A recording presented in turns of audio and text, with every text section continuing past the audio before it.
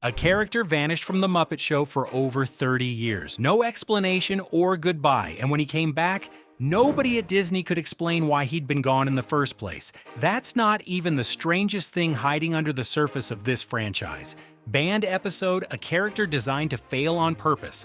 A puppeteer who performed for 50 years inside a suit he could barely see out of. And one moment so strange that even the people who made it still can't fully explain what happened. This is the entire Muppet Show iceberg. There are 5 levels, and we are starting at the surface and going all the way down. Level 1. The surface. The Muppet Show ran for 5 seasons from 1976 to 1981. Produced in England at Elstree Studios because every American network turned it down.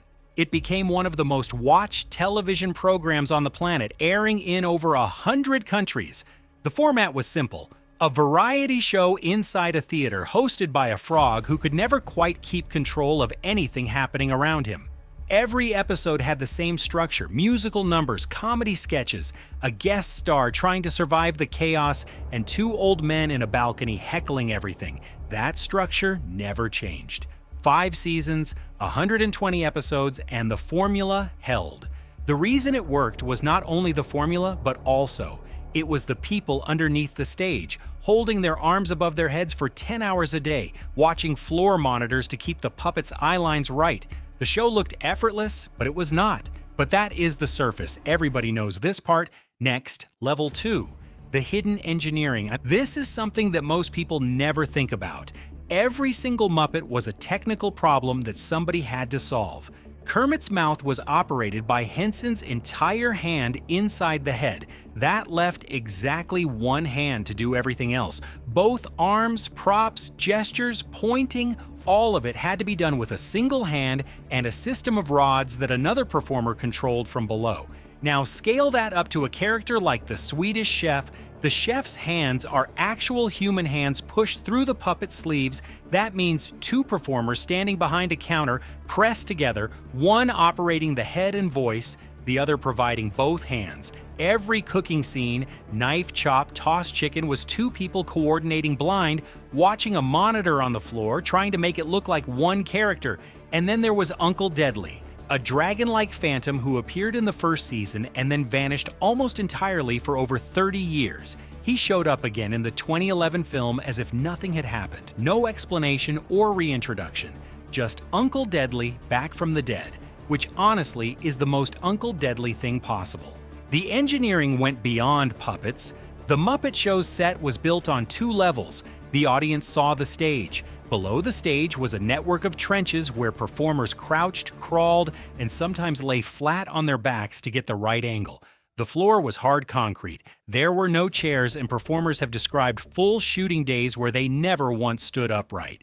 If you are still here, subscribe now, because level 3 is where the Muppet Show stops being funny and starts being unsettling. Level 3. The episodes they don't want you to see. Not every Muppet Show episode is available to stream, and not all of the missing ones are gone because of music licensing. The Brooke Shields episode from Season 5 is one of the most debated in the entire run. Shields was 15 years old at the time of taping. The episode featured her in a storyline where she was romantically pursued by several Muppet characters. The tone was played for comedy. But watching it in 2026, the dynamic is uncomfortable enough that Disney has faced repeated questions about whether it should remain in circulation without context. Then there are the episodes that disappeared for quieter reasons. Several early episodes featured musical performances that were cleared for 1970s broadcast but never relicensed for streaming. Those episodes exist in a legal gray zone. They are not banned and not lost. They are just locked in a vault because nobody wants to pay for the rights. Entire guest star performances gone, not because anyone objected to the content, but because a contract expired. And then there is the Peter Sellers episode from Season 2.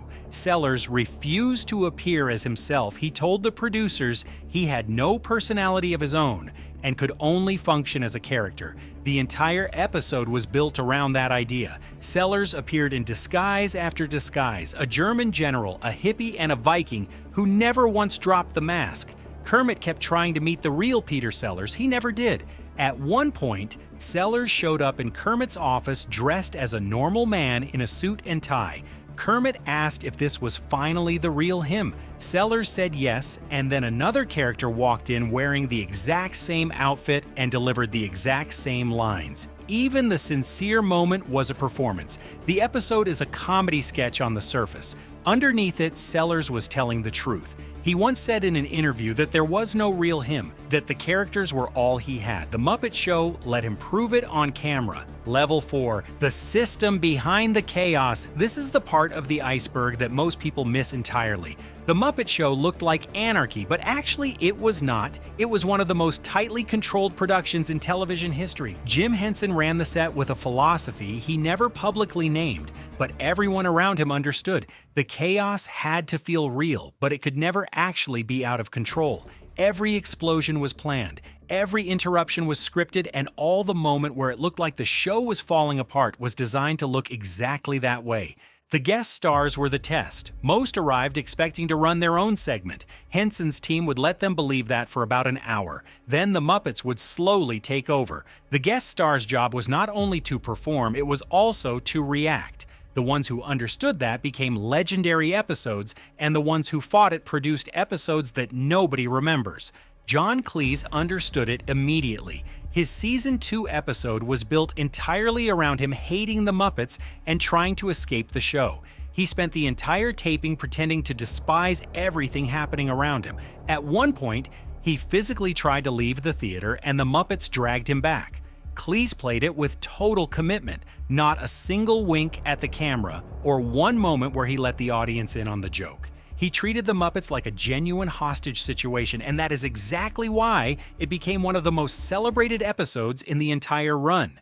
Because Cleese figured out the rule. The show was never about the guest, it was about how the guest handled the chaos, and the best way to handle it was to lose. That system held for 5 seasons. Then Henson died, and the question the franchise has been trying to answer ever since is simple. Can the system survive without the person who built it? Level 5, the bottom. The deepest layer of the iceberg, and it is not about a scandal or a secret, it is about a question. The Muppet Show was always about one thing, a group of misfits putting on a show that nobody expected to work, held together by one person who believed in it more than anyone else in the room. That was the plot of every episode, and it was also the real story of the production itself. Henson believed the show could work when nobody else did. The performers believed in him when the networks didn't, and the audience believed in the characters when the industry had written them off. After Henson was gone, new people took over. Some of them understood the system and some of them didn't. The characters kept performing, the voices changed, and the chaos continued. But the question at the bottom of this iceberg is one that nobody in the franchise has ever fully answered.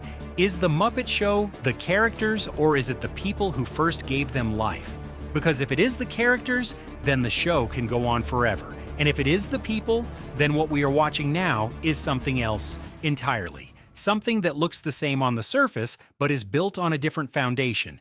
That question is the bottom of the iceberg, and it is the reason the Muppets still matter. So tell us in the comments, how deep did you go before something surprised you? The hidden engineering, the locked episodes, the Peter Sellers mask, or the question at the bottom that nobody wants to answer. And if you want to go even deeper, our next video breaks down every Muppet Show character who left the franchise and why.